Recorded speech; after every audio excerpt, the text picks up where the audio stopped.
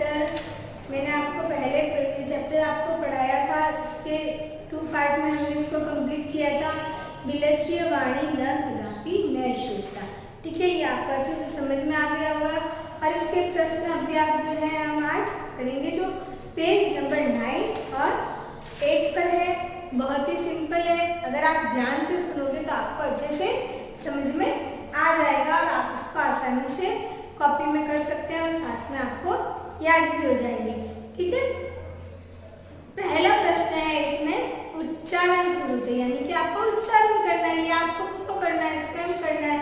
ये जो भी शब्द यहाँ पे लिखे हुए हैं उसको आपको उच्चारण करना है। ठीक है, इसके बाद में है आपके सेकंड प्रश्न है एक पदे उत्तरम लिखते, यानी कि एक पद में आपको उत्तर देना है। ठीक है, इसमें पहला प्रश्न है सिंहस्य नाम किम। इसमें शेर का नाम पूछा है, तो आपको उत्तर देना है खरन खरह। ठीक है, ये आपके पहले पैराग्राफ में पहली लाइन में क्या आपको मिल जाएगा, शेर का नाम खरन खरह। ठीक है, एक पद में आंसर देना है। उसके बाद में आपके सेकंड प्रश्न है गुहाया स्वामी कह आसित, यानी कि गुफा का स्वामी कौन था। तो आपको देना है आंसर दधिपुच्छ नाम श्रृंगालह। ठीक है, गिद्धड़ जो था उसका नाम क्या था, दधिपुच्छ। तो दधिपुच्छ नाम श्रृंगाल, आपका आंसर देना है दधिपुच्छ नाम श्रृंगालह। ठीक है, उसके बाद में ग नंबर पर सिंह कस्मिन् समय गुहाया समीपे आगतः। तो इसमें पूछा है कि जो शेर है किस समय में गुफा के पास आया। तो आपको उत्तर देना है सूर्यास्त समय। क्या देना है, सूर्यास्त समय। ये वन वर्ड में देना है, आपको आसानी से मिल जाएगा क्योंकि आपने अच्छे से चैप्टर पढ़ा हो, वापस से आपने खुद में रीड किया है तो आपको बुक में भी आसानी से मिल जाएगा, सूर्यास्त समय। उसके बाद में है आपके प्रश्न नंबर 4 हस्तपादादिकः क्रियाः केषां न प्रवर्तन्ते, यानी कि हाथ पैरों की हाथ पैरों से संबंधित जो क्रियाएं होती है जो किसकी काम नहीं करती। तो आपको लिखना है, मैंने आपको श्लोक भी समझाया था, ये पैराग्राफ नंबर 3 में एक श्लोक भी था, यानी कि भय संत्रस्त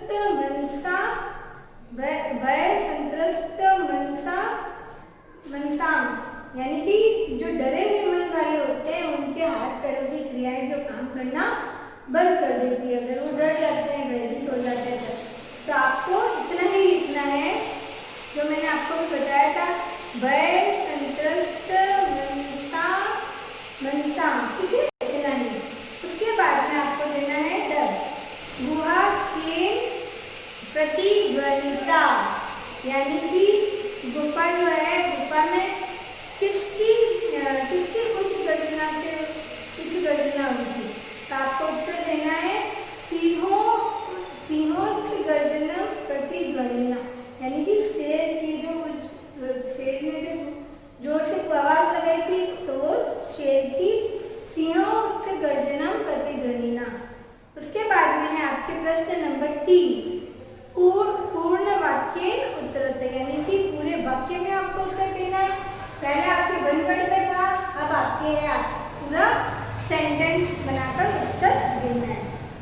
आपके पहला है खरन खरह पुत्र प्रतिवस्ती सम। क्या है, खरन खरह पुत्र प्रतिवस्ती सम, जो खरन खर जो था कहाँ रहता था। तो आपको उत्तर देना है खरन खरह कस्मिंश्चित् वने प्रतिवस्ती सम। खरन खर जो है किसी वन में रहता था। उसके बाद में आपके प्रश्न नंबर 2 ख महती गुहां दृष्ट्वा सिंह किम अचिंत्यत, यानी महती यानी बड़ी गुफा, गुहा यानी गुफा, बड़ी गुफा देखकर शेर ने क्या सोचा। आपको उत्तर देना है सिंह अचिंत्यत, यानी शेर ने सोचा।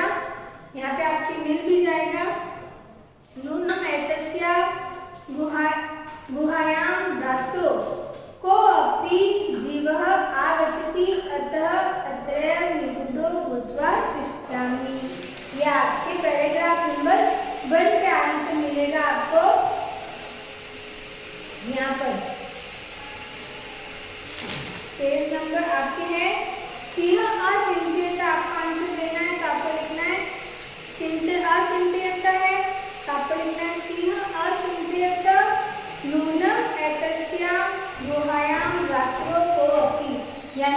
अवश्य ही यहाँ पर रात्रि को कोई जीव आता है। अतः अत्रयं निगूढ़ो भूत्वा तिष्ठामि इति, यानी कि अवश्य यहाँ पर रात के समय में कोई जीव आता है, इसलिए यहाँ पर छिपकर मैं बैठ जाता हूँ। यहाँ पे दिया हुआ तिष्ठामि यानी कि बैठ जाता हूँ। ठीक है, इसके बाद में है आपके प्रश्न नंबर 10, श्रृंगारः किम अचिंत्यत, यानी कि श्रृंगार ने क्या सोचा। तो आपको लिखना है श्रृंगारः अचिंत्यत अहो विनष्टो अस्मि नूनम् अस्मिन् बिले सिंहम् अस्तीति तर्कयामि एतत् किं कल्याणि, यानी कि यहाँ पे आपसे पूछा है कि श्रृंगार ने क्या सोचा। आपको ये पेज नंबर पैराग्राफ नंबर 2 में आपको आंसर मिल जाएगा। श्रृंगारः अचिंत्यत अहो विनष्टो अस्मि, यानी कि ओ मैं तो मर गया, नूनम् अस्मिन् बिले सिंह स्थिति, यानी कि अवश्य ही इस बिल में, जो इस गुफा में जो है शेर है, ऐसा स्थिति तर्क यानी कि ऐसा मेरा तर्क है, यानी कि ऐसा मेरा तर्क है, यानी ऐसा मैं सोच रहा हूँ, इसलिए अब मैं क्या करूँ। तर्क किम कल्याणि, अब मैं क्या करूँ। ठीक है, इसको यहाँ तक आपको आंसर मिल जाएगा। वैसे आपके इस बुक के अंदर आंसर साथ में है, मैं आपको समझा रही हूँ। ठीक है, उसके बाद में है आपके प्रश्न नंबर 11, श्रृंगारः कुत्र पलायितः, यानी कि श्रृंगार कहाँ मतलब पलायित कर गया, यानी कि कहाँ पलायित कर गया, यानी कि आपको लिखना है श्रृंगारः दूर पलायित, यानी कि श्रृंगार जो है दूर भाग गया। उसके बाद में है आपके गुहा समीपम आगत्य श्रृंगारः किं पश्यति, यानी कि गुफा के पास में आकर श्रृंगार ने क्या देखा। आपको उत्तर देना है गुहा समीपम, यहाँ पे आपके ये भी सेकंड वाले पैराग्राफ में आपको मिल जाएगा। श्रृंगारः पश्यति यत् सिंह पदपदति गुहायां प्रविष्टः दृश्यते च न बहिरागता, यानी कि शेर के गुफा के पास में आकर श्रृंगार देखता है कि भाई शेर के पैरों के निशान गुफा के अंदर जाते हुए दिखाई देते हैं, बाहर आते हुए नहीं दिखाई देते हैं। आपको इतना आंसर देना है, बहुत ही सिंपल है। अगर आप अच्छे से ध्यान से इस चैप्टर को पढ़ो तो आपको उत्तर अपने आप से मिल जाएंगे। उसके बाद में आपके क शोभते, इसमें पूछा है क शोभते, यानी कि शोभते का मतलब ये भी लिख सकते हैं आप सुखी, और इसमें क्वेश्चन का मतलब है कौन सुखी है, यानी कि कौन सुखी होता है। आपको उत्तर देना है। मैंने आपको सेकंड वाला श्लोक पढ़ाया था, अनागतम यः कुरुते, ये वाला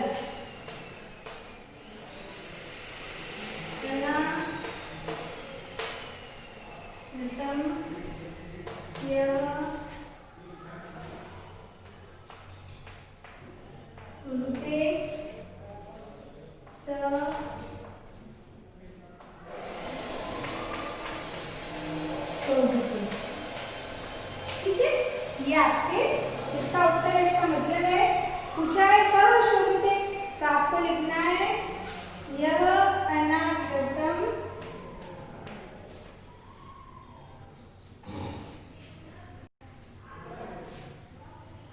यानी कि इसका अर्थ है नहीं आए हुए कष्ट का जो पहले ही निराकरण करता है वही सुखी होता है। आपको समझाया ताकि भी जो व्यक्ति होता है जो कष्ट नहीं आया हुआ होता है उसका पहले से ही समाधान कर लेता है तो वह सुखी होता है, यानी कि और जो नहीं आए हुए कष्ट का निराकरण नहीं करता है वह दुखी रहता है, दुखी होता है। इसका मतलब यही में आपके प्रश्न नंबर 4 रेखांकित पदानी आकृत्य प्रश्न निर्माण कुरुत, यानी कि रेखा अंकित पद का आपको प्रश्न निर्माण करना है। यहाँ पे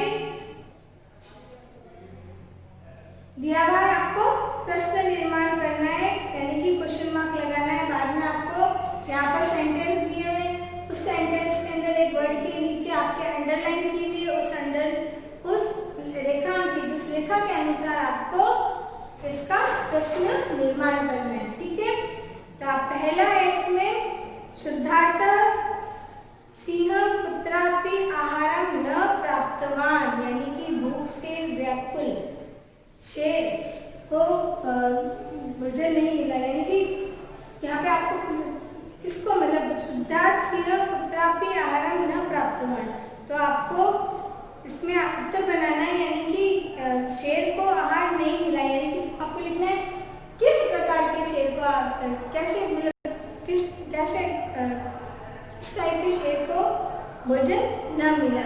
तो आपको लिखना है कीदर्श, आपको उत्तर बनाना है इसका शुद्धार्थ, यानी भूख से व्याकुल। इसका अर्थ भूख से व्याकुल सिंह पुत्रापि आहारम न प्राप्तवान, यानी कि भूख से व्याकुल शेर को कहीं भी भोजन नहीं प्राप्त हुआ। तो आपको उत्तर देना है शुद्धार्थ की जगह आपको लिखना है कीदर्श। क्या लिखना है? कीदर्श।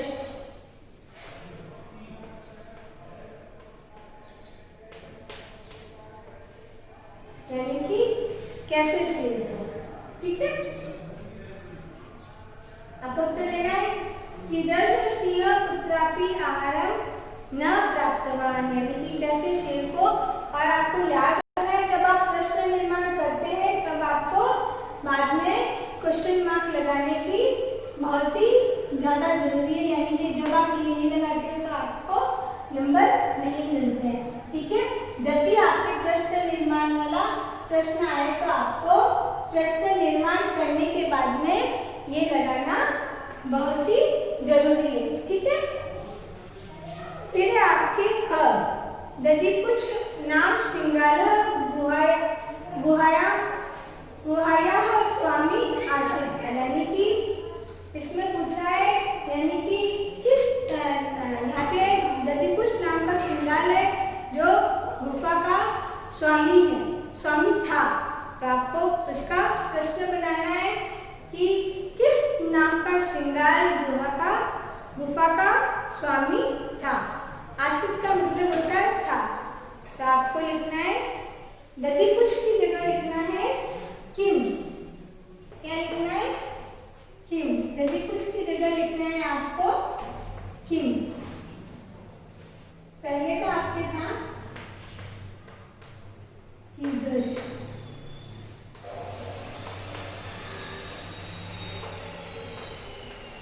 ठीक है, और यदि कुछ की जगह आपको लिखना है किम। उसके बाद में है आपके ग, ऐसा गुहा स्वामिना सदा आहानम करोति, यानी कि यह गुफा जो है सदा अपने स्वामी का आहान करती है। तो आपको उत्तर स्वामी की जगह आपको उत्तर बनाना है, प्रश्न बनाना है ऐसा गुहा कस्य सदा आहान करोति, यानी कि यह गुफा किसका सदा आहान करती है। तो इसका उत्तर तो ऑलरेडी था स्वामी का, तो आपको इसका प्रश्न निर्माण करना है किसका, यानी कि कस्य। क्या लिखना है? कस्य। इसका उत्तर होगा कस्य। ठीक है, उसके बाद में है आपके वय संत्रस्त मनसाम हस्त पादादिका क्रिया न परवंतन्ते, यानी कि इसमें हस्त पादादिका पे रेखा की हुई है। तो आपको इसके अनुसार आपको उत्तर बनाना है वय संत्रस्त मनसा का क्रिया न परवंतन्ते, यानी कि किसकी क्रिया जो है काम नहीं करती है। अब है आपके ड आह्वाने श्रृंगार पुत्र प्रविशय सिंहस्य भोज्य भविष्यति। पहले आपके प्रश्न है आहने श्रृंगार गृहे प्रविश्य सिंहस्य भोज्य भविष्यति, यानी कि यहाँ पे दिया हुआ है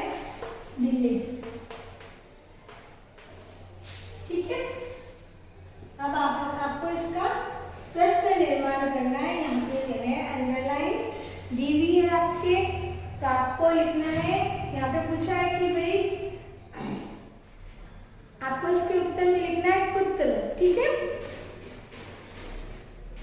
बिले यानी कि यहाँ पे पूछा है कि भाई बिले भविष्यति से बोझे भविष्यति, यानी कि पुकारने से जो श्रृंगार जो है बिल गुफा में प्रवेश करेगा और शेर का भोजन बनेगा। तो यहाँ पे आपको लिखना है कहाँ पर प्रवेश करेगा, यानी कुत्र भविष्यति, यानी कि कुत्र यानी कि कहाँ। तो आपको इसका प्रश्न बनाना है कहाँ, कहाँ बातें आपके क्या लगेगा प्रश्न, ठीक है, या इससे आपका प्रश्न बन जाएगा। उसके बाद में आपके घटना क्रमानुसार वाक्यानि लिखत, उसके बाद में आपको घटना के अनुसार वाक्य लिखना है। यहाँ पे सेंटेंस दिए हुए हैं, उल्टे अलग अलग दिए हुए हैं, आपको उसको घटना के अनुसार बनाना है। तो आप अपने आप से बना सकते हैं ये, ठीक है। मैं बता रही हूँ आपको प्रश्न नंबर 6, इसमें आपको यथा निर्देश निर्देश के अनुसार आपको उत्तर देना है।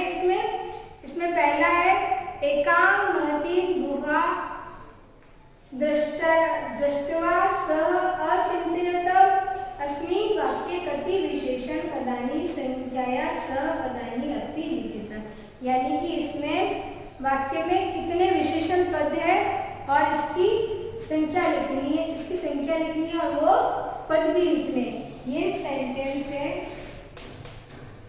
एकां महतीं गुहां दृष्ट्वा सः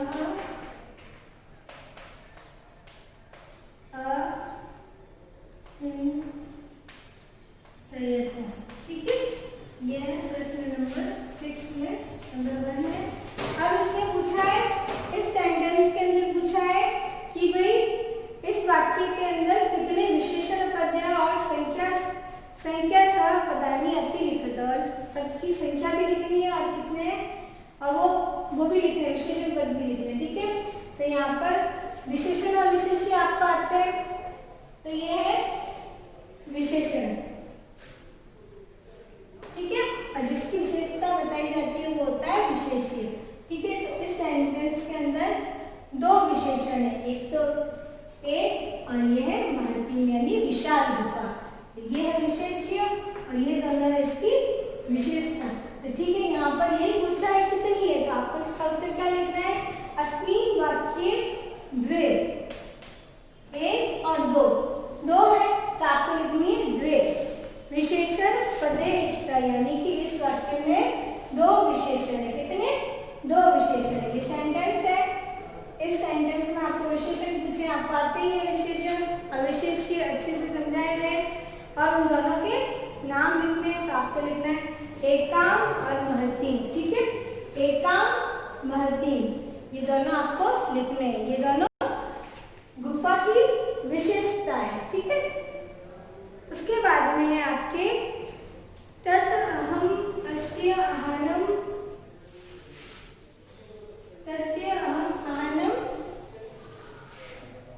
करोमि अत्र अहम् इति पद कस्मिन् प्रयुक्त, ये जो सेंटेंस है तत् अहम् अस्य आहनम् करोमि, तो इस सेंटेंस में आपको पूछा है यहाँ पर अहम यह पद किसके लिए प्रयुक्त है, किया गया है। तो आपको लिखना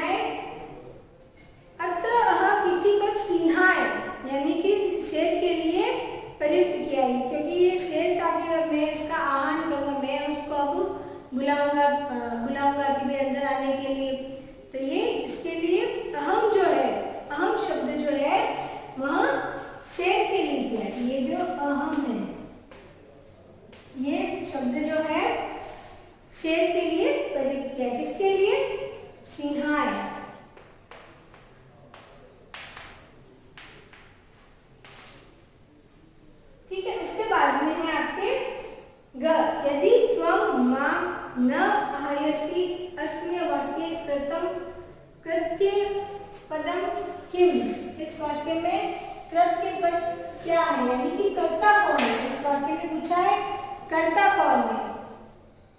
इसमें है यदि त्वं मां न आयस्य, इसमें है त्वं शब्द जो है कर्ता है। कौन सा? त्वं। उसके बाद में है आपके सिंह पद पद्धति गुहायां प्रविष्टा दृश्यते अस्मिन् वाक्ये क्रियापद किम। आपको क्रिया समझाई गई है। क्रिया क्या होती है? देखना, रोना, हंसना, सुनना, ये सारी क्रियाएं हैं। और इसमें है दृश्यते है जो क्रिया है, यानी कि अत्र दृश्यते इति क्रियापद है। यहाँ पर दृश्यते